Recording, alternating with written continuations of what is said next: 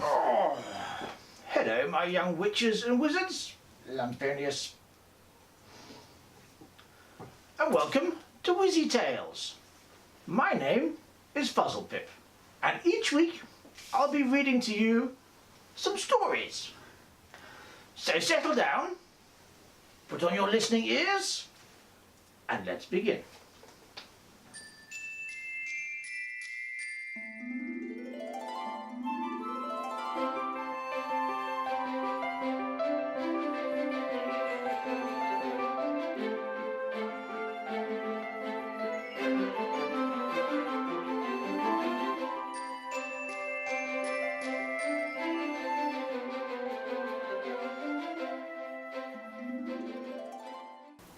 Today's story is called George's Gift, written by Mark Whittington-Buckley. George's day started like every other one.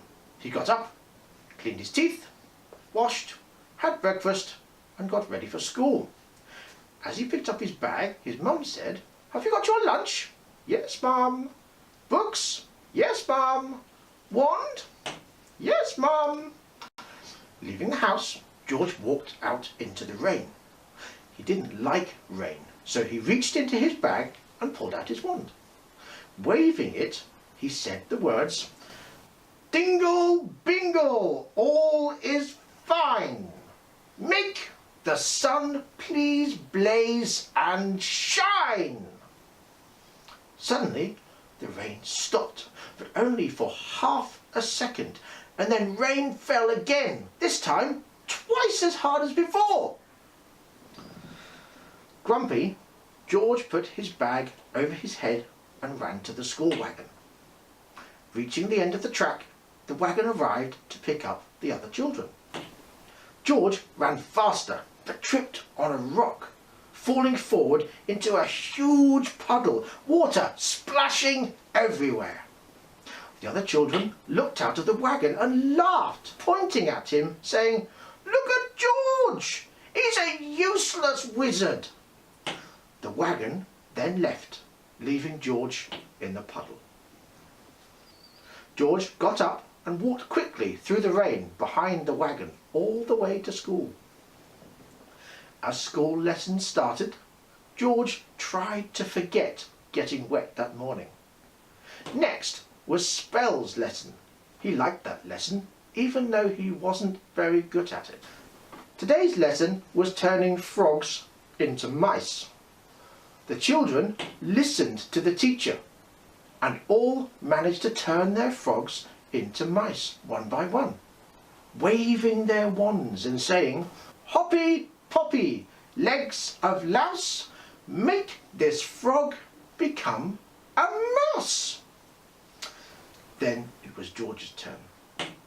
He lifted his wand, and just when he was going to speak, one of the other children whispered and laughed to the others.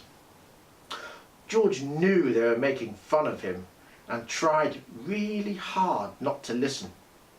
He said the words and waved his wand. Everyone gasped and looked down, and there it was, a banana with a tail. Everyone laughed and pointed at George, making monkey sounds. George could not listen to it. He grabbed his bag and wand and ran out of class. He could hear them still laughing as he ran out of school and into the woods. For the rest of the day, George tried lots of magic, waving his wand at anything he could find, trying to pick up things, change things. But everything he did went wrong. Angry with himself, George threw his wand and ran home. He went inside and straight up to his room, locking the door behind him. His mum was shocked by this and went upstairs to see if George was okay. George said he was upset and opened his door. George cried and hugged his mum. "I hate magic and magic hates me," he said.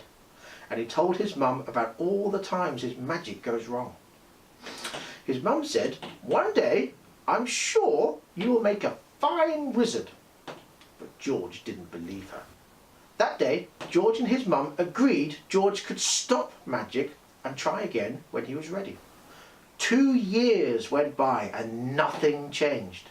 George still went to school, still had his lessons, and was still laughed at by the other children for giving up on magic and being rubbish.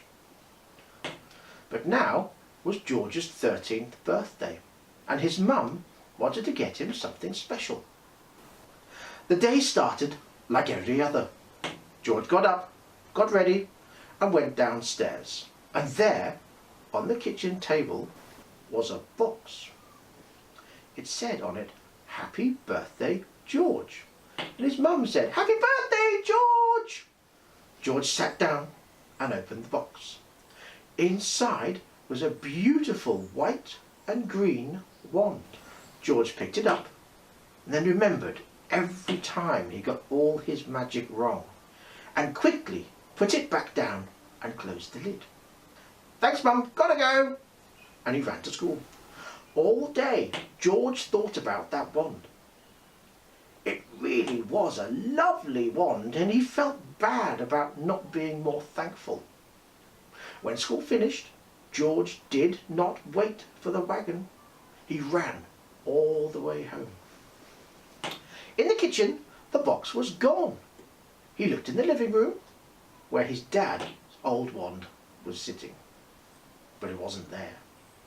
He looked in cupboards, but it wasn't there.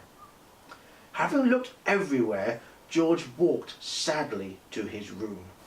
He opened his door, and there sat the box on the bed. He closed his bedroom door and slowly opened the box, then carefully took the wand out. He didn't want to accidentally break something with his bad magic. Closing his eyes, he lifted the wand and he said, "Tizzy, Wizzi, grains of sand, make a banana land in my hand." There was a gush of wind, and there it was. A lovely big banana! Suddenly his mum burst through the door. "You did it, George! I knew you could! You just needed the right wand. I found your old wand stuck in a tree near your school. It was broken, so I thought I would get you a new one for your birthday." "Thank you, Mum," he said, and threw his arms around her with a big smile on his face. And George just kept getting better and better. His magic became the best in the school. So it shows you, you try hard, don't give up, have the right tools, and you can do it too. Anyway, it's time for me to go now. Oh, did I tell you my name used to be George? Yes. Right, that's it for me for today. I will see you again soon, and it just remains for me to say, Wizzi, busy, big old ear, make this wizard disappear.